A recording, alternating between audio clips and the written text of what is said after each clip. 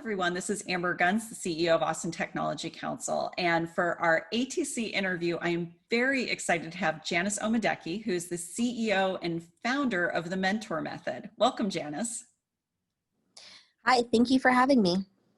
Well, let's get right into this because the Mentor Method is all about mentorship and providing opportunity for people.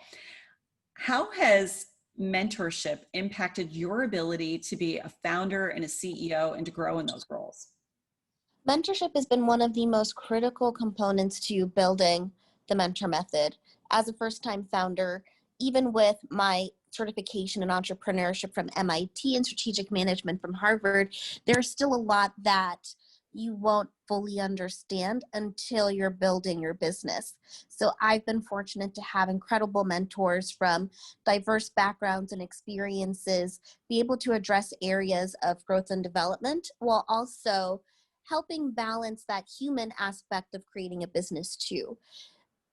In addition to that, I've really loved seeing the relationships with my mentors transition into a place of sponsorship, where they're not only teaching, they're also now advocating and opening up more opportunities to help us grow the business and also expand our aperture for what's possible, especially in Austin.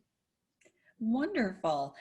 Let's talk a little bit, because I mean, COVID is the main story over the last year of our lives. And with mentors and mentees, I'm sure that that's had an impact on how they develop those relationships and how they communicate with each other.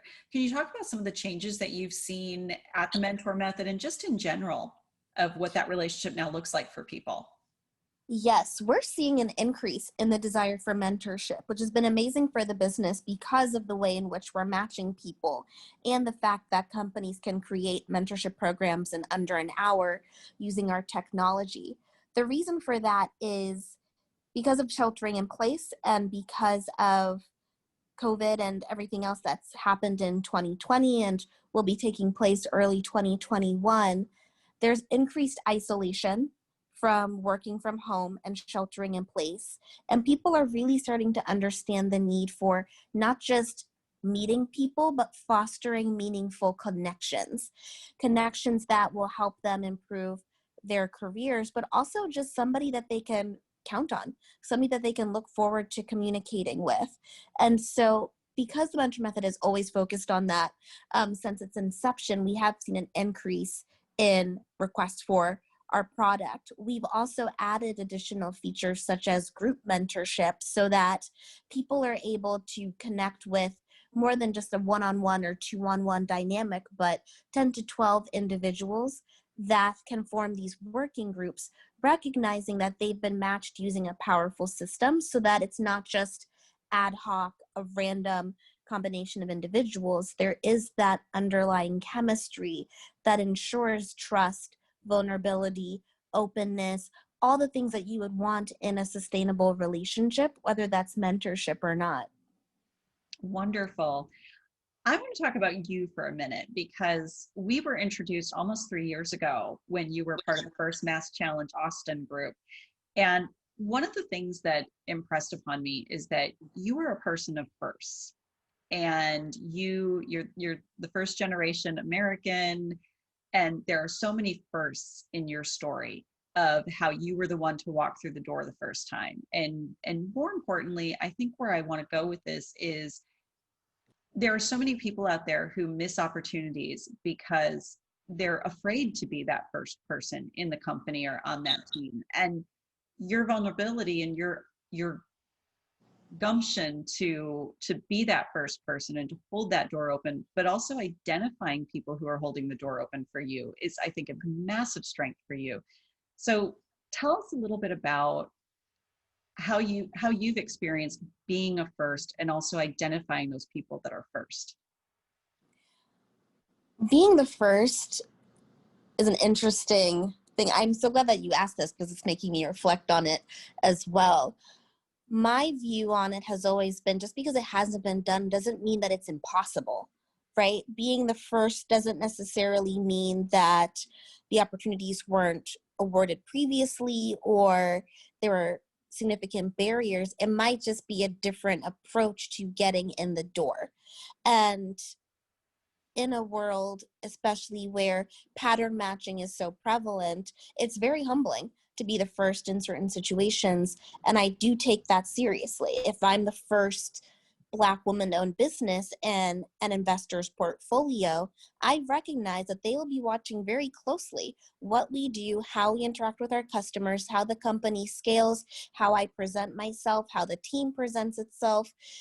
And I recognize that they'll be watching closely as they review other Black woman-led businesses or other first-generation American businesses or other first-time founder businesses.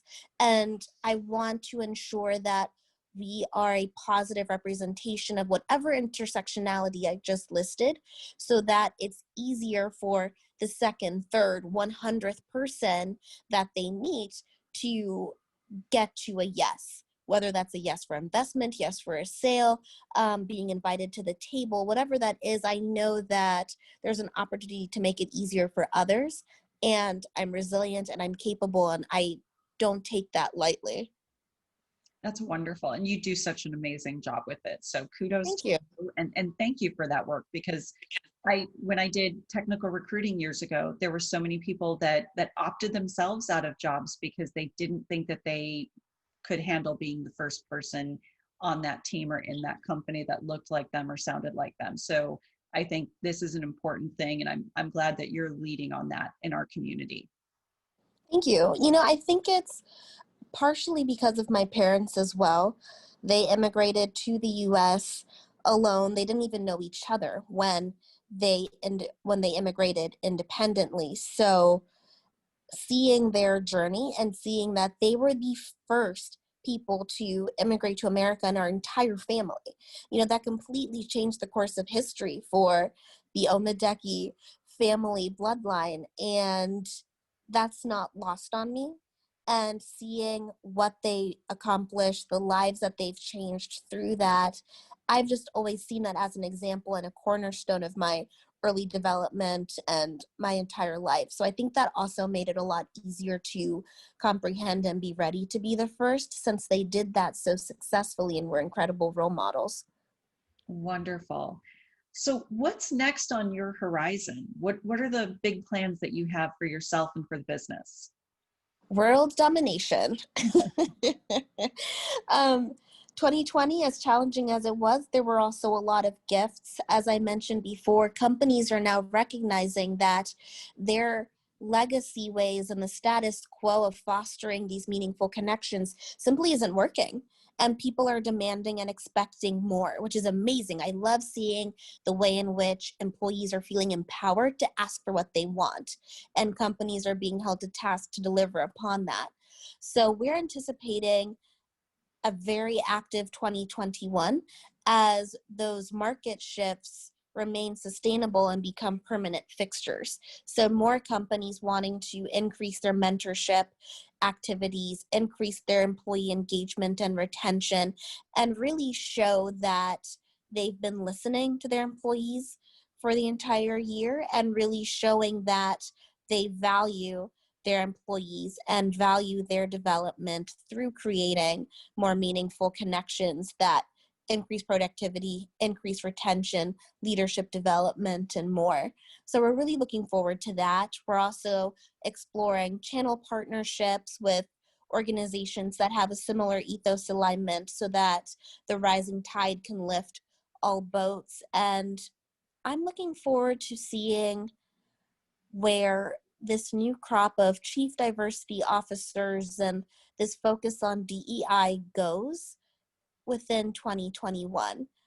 It doesn't feel like it's a trend. I think that this will become a permanent fixture where these leaders who have also been the first in many cases, the first to really promote diversity, equity, and inclusion initiatives, see what happens when companies are focusing on them and actually giving them a connection to P&L and giving them a larger budget to do the work that is so critical. I'm excited to see what happens there, because I think that now that companies are spending the money on diversity, equity, and inclusion and employee retention and engagement, we'll see a new crop of leaders that just skyrocket through that advocacy and those opportunities. Wonderful. And the leadership in those companies is incredibly important to continue to do that DEI work. So Yes, hopefully you can be part of leading that change and helping people to see that it can be done. I'm looking forward to it. Good. So we mentioned that you were in the first class of Mass Challenge, which again, congratulations on that. That was exciting for you and for the company. But you came to Austin for Mass Challenge and you decided to stay. So I always like to end this with, why did you choose Austin? Yeah, so you're completely right. I came to Austin. I was only supposed to be here for 4 months for the Mass Challenge Accelerator, but I fell in love with the city. This was my second time being in Austin, the first being South by Southwest the previous year. And so, really getting to see the city when it's not in conference mode was what changed my perception of Austin for me, because there's this combination of drive, ambition, creativity, while also maintaining a level of authenticity and human connection that I hadn't seen before. And that's very much the way in which I just naturally operate. So I felt as though there was this deep connection and this ethos alignment with the culture of the city overall. And just getting to know my fellow cohort members in Mass Challenge and the mentors and advisors through the program, it just became very clear that Austin is a place where creativity is rewarded and collaboration is suggested, and there was a clear path to building the business, growing as a founder, while also leaving a greater amount of impact on the markets in which we wanted to serve. Wonderful. Well, I'm so glad you moved to Austin and so glad that I had the opportunity to meet you several years ago.